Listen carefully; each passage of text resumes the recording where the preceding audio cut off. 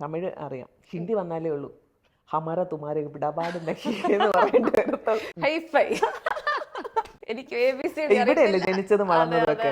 അല്ല പിന്നെ ഇവിടെ ഉള്ളവർ കൂടുതൽ ഹിന്ദി സിനിമകളൊക്കെ ഇങ്ങനെ കാണുന്നത് ഇല്ല അല്ലേ? ഇവിടെ ഉള്ളവർ കാണുമായിരിക്കും, ഞാൻ കാണാറില്ല. പക്ഷെ ഞാൻ ഇപ്പൊ ഹിന്ദി പടം കാണാണെങ്കിൽ താഴത്തെ സബ് ടൈറ്റിൽ ഞാൻ ഇങ്ങനെയാണ് ഇരിക്കുന്നത്. ഞാനും അത് തന്നെയാണ്. അപ്പൊ എന്റെ ഇതുണ്ടല്ലോ, എനിക്ക് ആക്ടിങ് ഒന്നും കാണാൻ പറ്റുന്നില്ല. അതെനിക്കൊരു ഭയങ്കര സങ്കടം. അത് കാണാൻ പറ്റുന്നില്ല. ഇതെന്നാ മുഴുവൻ വായിച്ചു തീരാൻ പറ്റുമോ അതും ഇല്ല.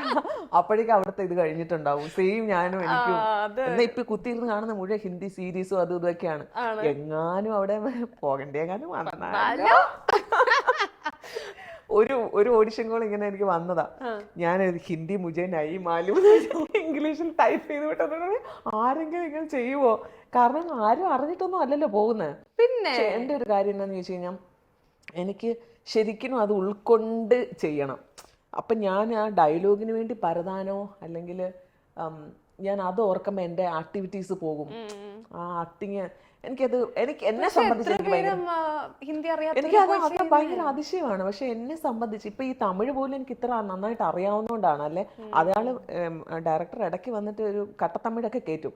അത് കയറ്റുമ്പോൾ ആ വാക്ക് കിട്ടാതെ വരുമ്പോൾ ഞാൻ അതിനുവേണ്ടി പരതിക്കൊണ്ടിരിക്കുമ്പോൾ എനിക്കറിയാം ഇവിടെ എന്റെ ആക്ടിങ് ശരിയാകുന്നില്ല എന്നുള്ളത് എനിക്കറിയാം. അപ്പൊ ഞാൻ ആലോചിക്കും, തെലുങ്കൊക്കെയാണ് കേട്ടാലും ഒന്നും മനസ്സിലാവത്തില്ല. ആമാണ്ടി തേമാണ്ടി കുമാണ്ടി എന്നൊക്കെ പറയുന്ന മാത്രമല്ലേ ഉള്ളൂ. അപ്പൊ ഞാൻ ആലോചിക്കും എല്ലാം ഒരേപോലെ കേൾക്കാനിരിക്കും. സത്യം. പക്ഷെ അപ്പൊ അവര് പറയുന്ന ഹീറോയിൻസ് ഒക്കെ പറഞ്ഞ അവര് മകപ്പ് ചെയ്യും.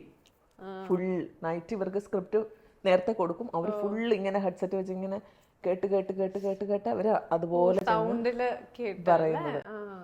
ആ സ്പോട്ടിൽ വന്ന് ഏതെങ്കിലും ഒരു വാക്ക കയറ്റുവോ ഇറക്കോ എല്ലാം ചെയ്തിട്ടുണ്ടെങ്കിൽ തീർന്നു. തെലുങ്കിലേക്ക് പോകാനുള്ള ഒരു ഇതുണ്ടോ? ഉണ്ടായിട്ട് കാര്യമില്ലല്ലോ, വരണമല്ലോ. വന്നാൽ ഞാൻ പോകും, ഏതാണെങ്കിലും പോകും. അപ്പം കമ്മിങ് ടു ഈ രജനീകാന്ത് സാർ ആയിട്ടുള്ളൊരു വേട്ടയാൻ, എങ്ങനെ ഉണ്ടായിരുന്നു ആ ഒരു എക്സ്പീരിയൻസ്? സാർ ആയിട്ടുള്ള ഒരു കോമ്പിനേഷൻ, സംസാരിക്കാൻ പറ്റിയ കാര്യങ്ങൾ, ആ ഒരു എക്സ്പീരിയൻസ് എന്താണ് ലൈഫിൽ? എനിക്കിങ്ങനെയാണ്, സീനിയർ ആർട്ടിസ്റ്റിനെയൊക്കെ അവരിക്കും എനിക്ക് അങ്ങോട്ട് ചെന്ന് ഞാൻ പോയാൽ ശല്യമാകുമോ എന്നുള്ളൊരു ബുദ്ധിമുട്ടാണ് എനിക്ക്. രജനീകാന്ത് സാർ ഇത്രയും വലിയ ആള്, നമ്മൾ ചെല്ലുമ്പോഴത്തേക്കിനും അവര് ഈ സാറൊക്കെയാണ് നമ്മൾ ചെന്നാലും അവിടെ നിന്ന് എഴുന്നേക്കും, ഇരിക്കുന്നൊക്കെ പറയും. പിന്നെ നമുക്ക് ചെയർ കിട്ടുന്നവരെ പുള്ളി നിൽക്കും, അങ്ങനെയൊക്കെ ഉള്ളത്. അതുകൊണ്ട് ഞാൻ ശല്യമേ ചെയ്തില്ലായിരുന്നു. കാരണം സാർ വണക്കം സാർ അങ്ങനെയായിരുന്നു.